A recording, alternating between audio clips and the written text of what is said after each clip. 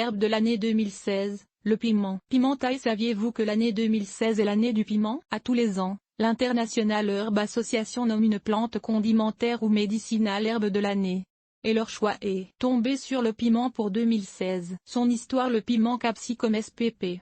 est originaire de l'Amérique du Sud et centrale, incluant les Caraïbes. On sait qu'il est récolté depuis au moins 9000 ans et cultivé depuis au moins 5000 ans. On crédite Diego Alvarez Chanca, un médecin accompagnant Christophe Colomb à son deuxième voyage en Amérique, pour l'introduction du piment en Europe. La plante est alors nommée pimiento à cause de son goût piquant, similaire à celui du poivre noir, pimienta en espagnol. Le mot français piment dérive bien sûr de pimiento. Au début, il fut uniquement cultivé comme curiosité en Europe. Mais son utilisation en tant que condiment a rapidement fait le tour du monde, car les Portugais l'ont apporté en Inde, où il est devenu un élément classique de la cuisine dès le début du XVIe siècle. Puis les marchands d'épices arabes l'ont adopté et l'ont établi partout dans leur zone de troc. Ce sont les Turcs qui ont enfin introduit le piment en Europe en tant qu'aliment, notamment en Hongrie, où on lui a donné le nom de paprika, vers 1545. Piment ou poivron? Le poivron n'est qu'un piment au goût moins intense. Botaniquement, il n'y a aucune différence entre le piment et le poivron, tous deux sont dérivés d'une solanacée appelée capsicum, surtout C. annuum.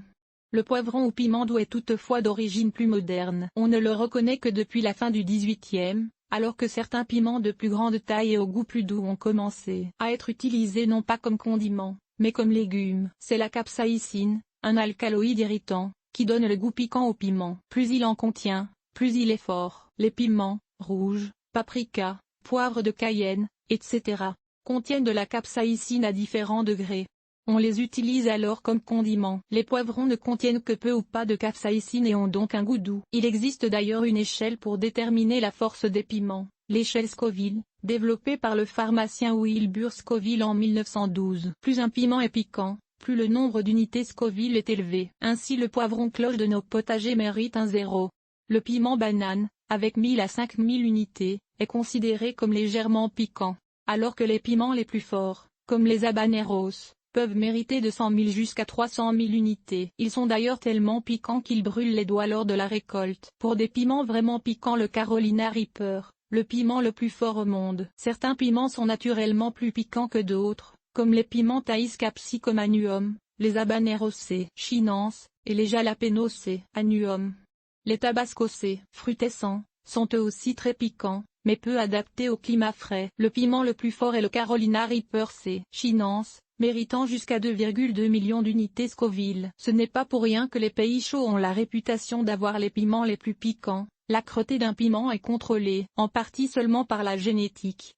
L'environnement joue aussi un rôle. Ainsi, les piments cultivés à des températures de jour de 35 C, qui souffrent souvent de manque d'eau et qui sont plantés dans un sol plutôt pauvre, donneront les piments les plus forts. Les piments cultivés sous un climat plus frais, bien arrosé et qui profitent d'une fertilisation riche en azote risquent de paraître très doux aux papilles d'un connaisseur de piments forts. On peut cependant améliorer l'âcreté des piments en les cultivant dans des contenants, de préférence des contenants de couleur foncée, pour augmenter au maximum la chaleur. Sous un climat froid, cultiver des piments en pleine terre réduit de beaucoup l'intensité de leur goût. Aussi, évitez les engrais riches en azote et laissez le terreau s'assécher un peu avant d'arroser de nouveau. Que de variétés!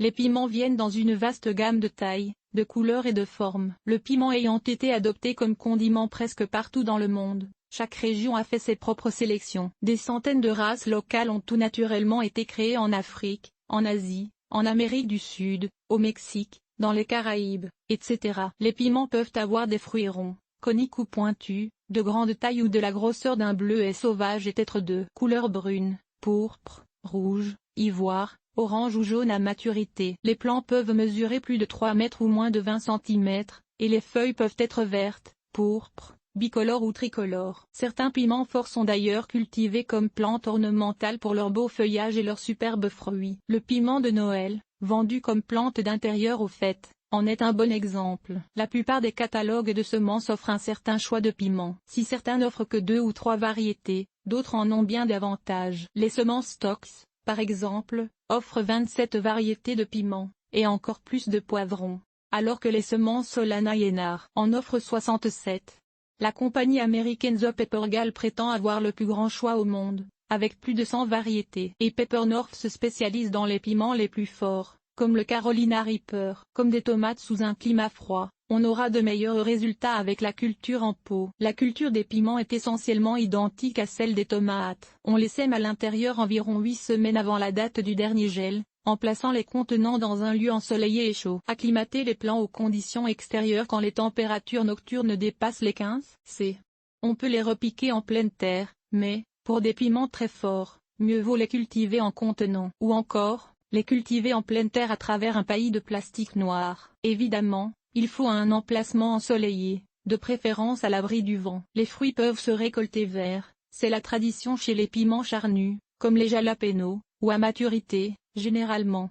Les piments verts sont moins piquants que les piments mûrs. Portez des gants de latex lors de la récolte pour ne pas vous brûler les doigts et, surtout, évitez de vous toucher la bouche, les narines ou les yeux. Si un piment est trop intense au goût, buvez du lait ou consommez un produit laitier. Boire de l'eau n'aura aucun effet. Ne manquez pas mon émission télévisée sur les piments dans mon jardin avec Larry Hodgson.